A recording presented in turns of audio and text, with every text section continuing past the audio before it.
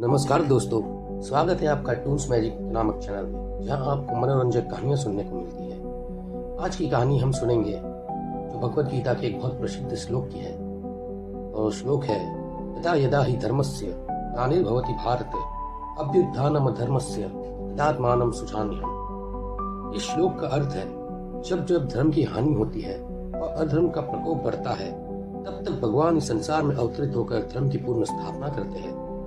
यह श्लोक हमें यह सिखाता है कि जब समाज में अन्याय बढ़ जाता है, तब भगवान किसी न किसी रूप में प्रकट होकर न्याय और सच्चाई की स्थापित करते हैं। आज हम इसी श्लोक पर आधारित एक कहानी सुनेंगे। यह कहानी एक साधारण लड़की की है, जिसने अपने साहस और समाज से धर्म और न्याय की स्थापना की। तो चलिए शुरू करते हैं। बहुत समय पहले की बात है। शांतिपुर नाम का एक शहर था, जो अपनी शांति और समृद्धि के लिए जाना जाता था। अब उस गांव में भ्रष्टाचार और अन्याय का गढ़ बन चुका था। नेता जिन लोगों की सेवा करते थे, वो अपने स्वार्थ के लिए काम करते थे। सड़कों की हालत खराब थी, स्कूलों का बजट बढ़ गया था, गरीब स्कूल की फीस नहीं भर पाते थे और लोगों को पीने का साफ पानी तक नसीब नहीं हो रहा था। गरीब और आम जनता की आवाज अनसुनी की जा रही थी। हर कोई खुद को असहाय महसूस करता था। इस शहर में एक लड़की थी जिसका नाम सिया था। वो एक शिक्षिका थी। वो हमेशा अपने छात्रों को ईमानदारी, साहस और दया का पाठ पढ़ाती थी। लेकिन अब उसने देखा कि उसके कई छात्र स्कूल छोड़ने पर मजबूर हो गए, क्योंकि वो फीस नहीं दे सकते।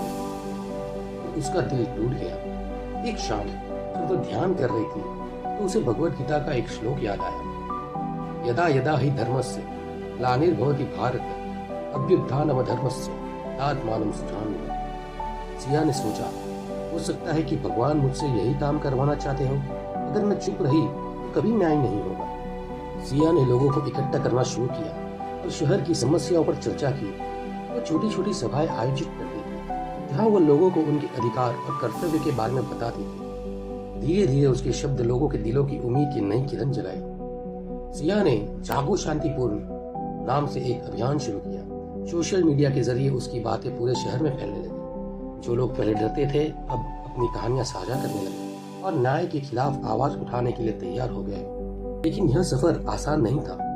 भ्रष्ट नेताओं ने सिया को धमकियां दी, उसके चरित्र पर सवाल उठाए गए और उसे डराने की कोशिश की गई। लेकिन सिया ने भगवत गीता की इस सीख को याद रखा, धर्म करो, बल की चिंता मत करो। सिया और उसके समर्थकों ने हार नहीं मानी। उन्होंने ईमानदार अधिकारियों और पत्रकारों का साथ लिया, सबूत जुटाए और भ्रष्टाचार के खिलाफ एक मजबूत आंदोलन खड़ा किया। कई महीनों की कड़ी मेहनत के बाद भ्रष्ट नेताओं का पर्दाफाश हुआ। उन्हें गिरफ्तार किया गया और जो धन उन्हें चुराया था, वह जनता की भलाई के लिए वापस लाया गया। शांतिपुर ने फिर अपनी पुरानी पहचान पाई।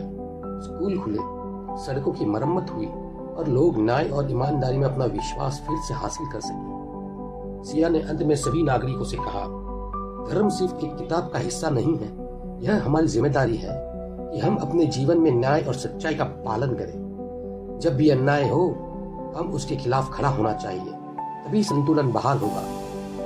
तो दोस्तों, आज की इस कहानी से हमें यह सिखाया कि धर्म और न्याय की रक्षा करने के लिए भगवान किसी किसी रूप में अवश्य मदद करते हैं। लेकिन यह मदद तभी होती है जब हम खुद अपने कर्तव्य पर निभाने के लिए आगे बढ़े। यह कहानी हमें प्रेरणा देती है कि जब जब हम अधर्म बढ़े, तो हमें न्याय और सच्चाई के लिए खड़ा होना चाहिए।